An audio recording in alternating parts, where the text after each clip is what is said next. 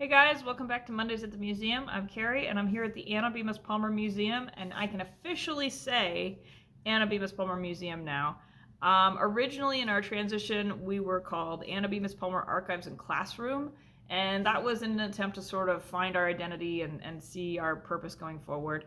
And after an advisory committee vote, a conversation with the city administrator, and approval from the mayor, we are now officially the Anna Bemis Palmer Museum. And I'm so proud of our team and really excited about what we've accomplished so far with our America at War exhibit. We're still continuing on our inventory and processing donations, and it's an ongoing process, but I'm really proud of all the work that took place to get us to this point. So today, for Mondays at the Museum, we're going to be talking about Almon Barber from Company A, 1st Nebraska, and I'm going to be reading you a journal entry from his Spanish-American War diary. So Almon Barber was born in Michigan in April on the 26th in 1867. Before the war, he was a farmer in western Nebraska. And for those of you not familiar with Nebraska, western is actually a town. Well, it's not a town. It's a village in Nebraska. Not talking about like the western half of Nebraska. So western Nebraska, the village. He joined the 1st Regiment of Nebraska Infantry on April 27th, 1898, which is really interesting because America declared war on Spain 2 days prior. So he jumped on right away. He was assigned to Company A, 1st Nebraska, which was mustered out of York, Nebraska, which is where I'm currently located. They left Nebraska in May via train, and they traveled through California and then on to Honolulu and then to Manila. So they left in May and they arrived in Manila in July of 1898. Spanish-American War lasted until December, so they got there right at the peak of the war, really. And they fought in that, and then there was peacetime in December, and so they stayed on to keep the peace. But then immediately after that came the Philippine-American War, which they also served. So Almon stayed in Company A until he was discharged upon their return in August of 1899. After the war, he moved to Grand Island, where he's listed as working as a restaurant manager. A few years later, he moved to Tacoma, Washington, where he married Lillian Gustine Barber, and there he took a job as a carpenter. He then moved to Kansas, where he's listed as being a farmer, before moving back to Tacoma, where he retired. And then in his later years, he moved into a veteran's home and passed away on June 24th, 1944 in Tacoma at the age of 77. He is now buried in the Tacoma Cemetery with his wife.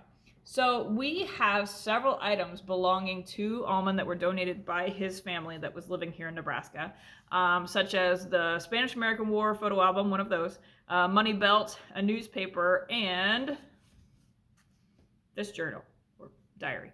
The first entry of which comes from February 1st, 1899. And you can see here, if you're looking closely, the penmanship is super much, it's just like calligraphy. And one thing to know is that being a farmer at that time, you weren't highly educated. And so I'm doing my best to translate this, but with the combination of the calligraphy and misspellings, it's been an adventure. So I'm going to read to you the first entry, which is February 1st, 1899. And then throughout the week, I'm going to be posting different journal entries, and I'll post a picture along with them. So the words that I can't make out, maybe you'll have a little bit better luck than me. So February 1st, 1899. Here we go. Nice morning. Company drill this morning. My name called for guard. Our guard mounted now after the morning drill, which makes the day's work pretty hard. Myself and 4 other privates, sergeant and corporal, are at outpost at River Landing. Nice night, latter part of night, with bright moon over regiment. Come pretty near getting into a fight at 9 o'clock on post number 2. The insurgent tried to crowd our boys back from the line, but they didn't move worth a cent, and held them back, and called the colonel out, and he came and ordered them back, but they refused to go, and told the colonel to vamoose. This the colonel didn't like very much, but went back and called Company L out and ordered them to go on and see what we could do for them if they refused to move back on their own territory. But they chose the wise plan and moved back. Every man was called to secure 200 rounds of ammunition and be in readiness, but they finally got the, and I can't make this word out, down.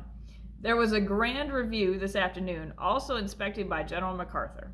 The boys marched to parade ground and pitched camp and then passed in review. The uniform was blue shirts and white pants. Retreat and roll call. So this entry, and as far as I've gone to the journal, which is a few weeks in, it's very similar. It's just literally his day's activities, and it's just really neat to see what life was like in Company A, 1st Nebraska at the time. So check back in throughout the week. I'm going to be posting more journal entries similar to this one, and taking some pictures and showing you there are a lot of really interesting things in the journal itself, such as leaves and his driver's license, of all things. Interesting stuff that you discover in somebody else's journal. So anyway, check back throughout the week, and I love to hear any comments or questions you have in the comment section. Thanks.